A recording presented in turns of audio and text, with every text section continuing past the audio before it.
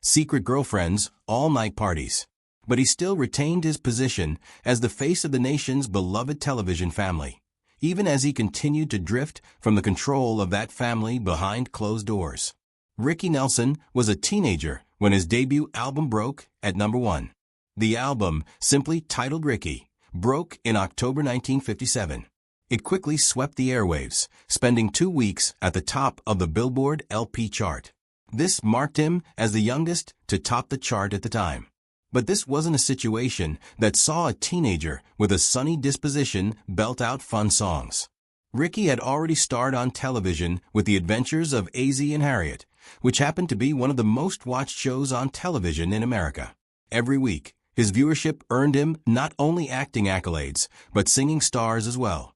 Other stars, such as Elvis, may have been taking the airwaves, but Ricky had taken the sitting room by storm. Songs such as Bop Baby and Have I Told You Lately That I Love You were already making waves on the chart even before his album even broke. This couldn't be a situation that saw success happen by accident. This situation happened because of a system. This system had a mastermind behind it, his father, Azie Nelson. It is a known fact that producer of the family's television show, Azie, saw greater potential in his son's success than anyone. In every episode, he ended the whole thing with Ricky singing a brand new song.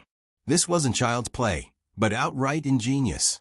The viewership rate saw an incredible 10 million people tuning in with regularity. The television exposure he experienced saw his single, I'm Walking, sweep to 4th position on the chart when he sang it on his television show in April 1957.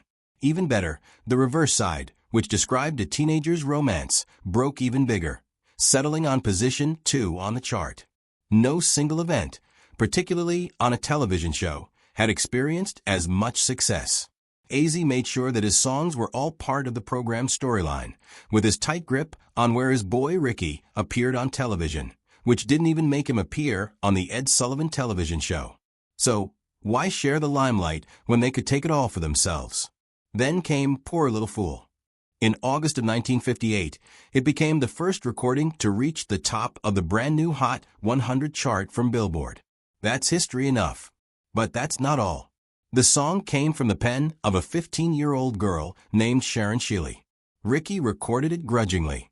It wasn't even meant to be a single, but the radio flipped for it.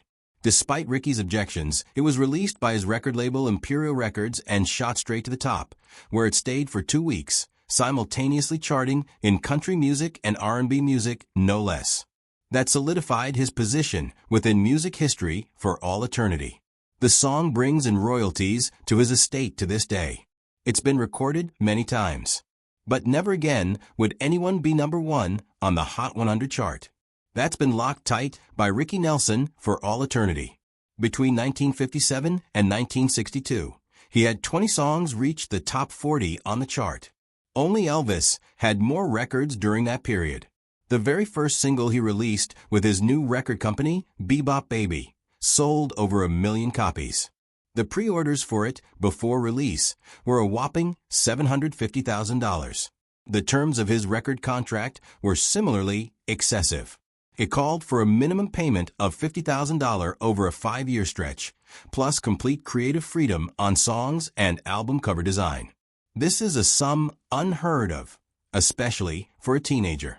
The royalties from success didn't exactly dry up either.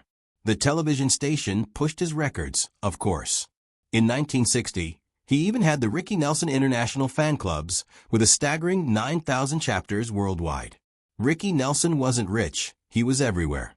In 1959, he showed he had what it took to be an actor, too. In Rio Bravo, he acted alongside John Wayne and Dean Martin, no less. In his own Colorado Ryan, he earned a Golden Globe nomination for Most Promising Newcomer. But what he earned praise for is not necessarily what he demonstrated. It's his spending. Ricky Nelson lived large. Designer suits, luxury cars, exclusive nightclubs. Ricky Nelson was deep in with the establishment of Hollywood. It would be said that he had a $5,000 monthly allowance, which would amount to a cool $50,000 a month in today's money. This brought him even greater success. But with this, his reckless spending sprees came to the forefront. Success even changed his name. Ironically, he also had a huge hit in 1961 with Traveling Man. This came to him after he'd been offered with Sally's Theme, which he'd written from a suggestion from his publisher, Sam Cooke. But he didn't feel it was for him. Ricky took a chance, and the result shocked everyone.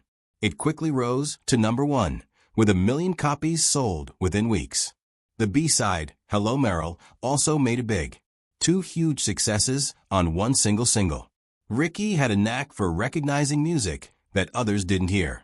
It was a huge success, but it came at the end of a string of successful releases, which marked a pivotal point in his life. In private, he was becoming frustrated with what he'd accomplished. The veteran musicians he used on his records didn't take rock and roll music seriously enough. Some would not follow his instruction on how he wanted it played. Even one musician called him a kid when he told him his music didn't belong in his ears. "Kid, this ain't music." So he sacked them all. Ricky formed his own band called Young Musicians, who shared his vision for his music. It cost him a pretty penny. Equipment, travel, but he called the shots now. In his band came a guitarist, James Burton, who'd later earn his own legend status. This wasn't merely a case of sound, but respect. Ricky had had enough of being a puppet on strings, but no matter what he did, he couldn't prevent what happened next. In 1964, the Beatles arrived in the United States in a tidal wave of popularity. Their appearance on The Ed Sullivan Show in February marked a significant point that changed his life indefinitely. In April, they occupied every single top 5 slot in the Billboard chart. Elvis, the king of rock and roll, struggled as did all artists. Ricky Nelson was an exception, although his single For You barely made the cut in the top 40 songs that year. The Genie's Lamp was losing its magic. The Beatles brought far more than a fresh sound with music. It brought a set of rules with which to play the game. Rick Nelson, a music star, met Chris Harman when she came to see him on Christmas Day in 1961. She was only 16. He, 21, with a significant music following already. She came from a prestigious line, being the sister of teen heartthrob Mark Harmon, the son of a football legend, Tom Harmon, and actress Elise Knox. On the face value, he seemed to have a dream couple relationship going, with rock and roll stars, pretty, and born with the spotlight on them. The dream quickly became a nightmarish relationship from the very beginning. Rick, from the very beginning, was constrained. The way his finances were controlled by his dad, AZ, didn't make him very happy either. Chris, who had been spoiled rotten, wanted a life of opulence. Rick, in a desperate attempt to keep pace with his spending, never seemed to run out of cash. But the cash never stopped flowing. Houses, cars, designer clothes, and far-off vacations cut a swath in his wallet every single year. By the end of the 1970s, Rick had run out of money entirely. The happily ever after life that had been obtained ended with a thud. It wasn't a terribly romantic ceremony when they married on April 20th, 1963. In fact, it was a shotgun wedding. Chris had been expecting already, and her parents, who were Catholic, had demanded a quick wedding. Rick, who wasn't a Catholic himself, had to sign a walking committal agreement with the church that he would bring up the kids in the true faith. This, of course, didn't go with his plans. It was a directive. It didn't matter what he wanted. He had to take the introductory church sessions, whether he liked it or not, simply to keep the peace. The wedding ceremony, which should have been a joyous occasion, quickly ended with backstabbing, scheming, obedience, concession, duty, submission, control, manipulation, sturdy resistance, rigors, rigid adherence, suffering, struggle, strife. The struggle is real. War, nasty, mean, dirty, tragic, pathetically weak, weak-minded, disgusting, foul, rotten, rotten thinking, rotten to the core, rotten to the root, rotten to the core thinking, pitiful, pitiful thinking, pit.